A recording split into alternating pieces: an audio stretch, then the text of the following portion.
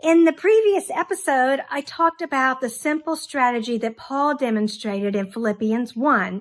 So do go back and review that when you are able if you didn't read or listen to that one yet. And then today, I'm sharing the second strategy. I will share the second strategy first, and then I will wrap up with a biblical example.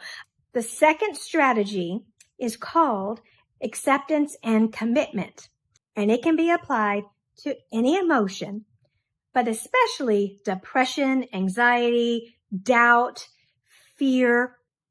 It's different from cognitive behavior therapy. Now, cognitive therapy is good, but it can actually be hard, and it can be hard to implement on your own.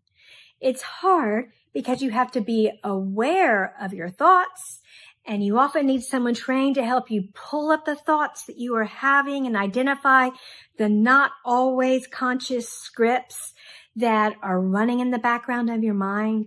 And then you have to practice thinking those new thoughts.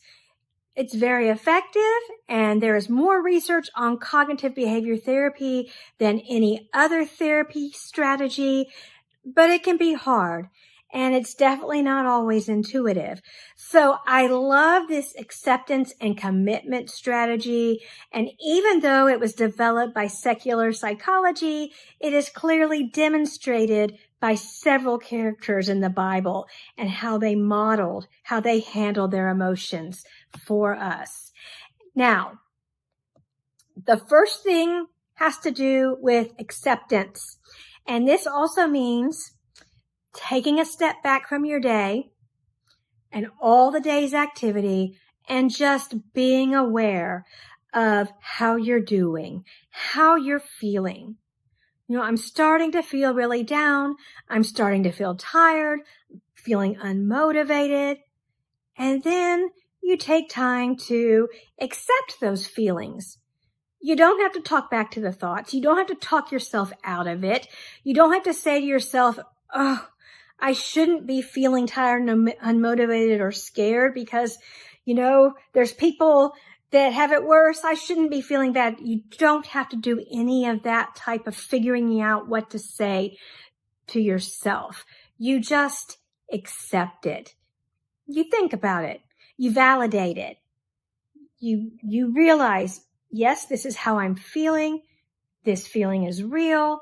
This makes sense. It makes sense that I'm feeling this way.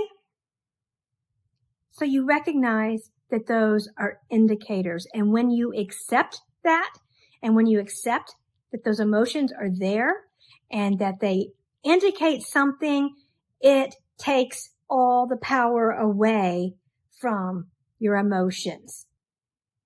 And then after you've sat with it for a bit, and I still choose to act within my values. So, and that's it. That's a very powerful step though. You tell yourself, yes, I feel this way. I accept that I feel this way. And I'm still going to choose to act within my value system anyway. There's a little more to it than that. There's a whole acceptance and commitment therapy training that's been developed around this strategy. I'm just explaining the very surface of it. And if this hits home with you and you want to learn more, obviously you can read up on it. You can find a Christian counselor or therapist who practices acceptance and commitment strategies within the value system of Judeo-Christian values, within biblical frameworks of what we know how to handle our emotions. But again, you take time to accept that negative feeling that you're thinking. You let yourself feel it. You let it go through you. You allow yourself to experience it, to process it. And you're not trying to squash it. You're accepting it. You acknowledge it exists. You accept that it has a reason for existing. And just sitting with it allows it to break its power over you so that you're not reacting to it. And then you consciously decide, I'm going to choose to act or respond in a way that is congruent with my values. Of course, one of the examples of this in the Bible is the Psalms of David. I'm going to use The Psalms of David is an example again because it's just so clear. When you look at many of his Psalms, he writes and he sits with his emotions and his feelings at first. I am downcast in my soul. He acknowledges his emotions first. He talks about what's going on, how he feels this way, he thinks this way, it doesn't seem fair. And then he'll even be logical about it. And this is why it's not fair. He's understanding that it is acceptable that he does feel that way. But then in the middle of the psalm, or sometimes 3/4 of a way through, it just flips. He flips the script from acceptance to commitment. And he'll say, but I still choose to trust in God. But I still know that he will guide me. I still know that there's nothing better than having him with me. So David was doing this very activity and strategy that our most recent psychologists who are studying resiliency have now determined, hey, this works. This works. And others who demonstrated this, Elijah, Solomon, Hannah, Mary, Paul, even Jesus gives us an example of acceptance and commitment, right? I'm going to save those examples for another time or for the book and journal that I am working on right now. But I find it fascinating that the Bible models for us beginning 4,000 years before psychology began developing its theories. The process of exploring and developing those theories led right back to examples such as David, Solomon, Elijah. So now, by applying these strategies, you will maintain better mental health. You will also strengthen your identity and your values. So yes, again, this is something to use and teach your teens and children. When you choose to act within your values, you actually reduce what psychologists and counselors call cognitive dissonance. And you know what cognitive dissonance is?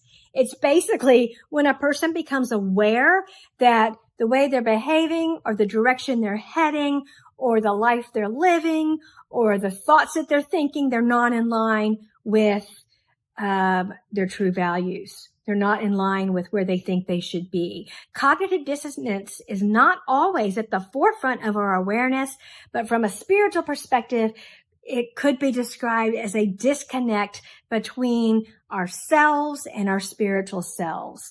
You know, I think you could say it's even can be described partly as a disconnect between our physical selves and our souls. So review this, use these strategies, teach them to your preteens and teens. They will enjoy the process too, and they will learn that it feels good to make a decision in line with your values despite the circumstances. They too will learn when I make a decision that is not within my values, it doesn't feel good. Sometimes things end up in a mess. But when I decide within my values, it feels good.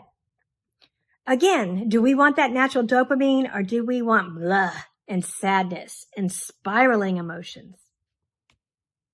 Before I close, I again want to remind you where you will find a link to my books. One which I want to highlight is titled Closer to God, Simple Methods, starting today. If you enjoy these teachings on the very simple methods that can help you take charge of your emotions and your mental health, then you will also like the book titled Closer to God, Simple Methods, starting today. A link to the book may be found at the website sherryalaine.com and the blog gospellifelearning.com. The paperback and Kindle versions of the book are also available at Amazon, and the Kindle version may be accessed for free if you're a member of Kindle Unlimited.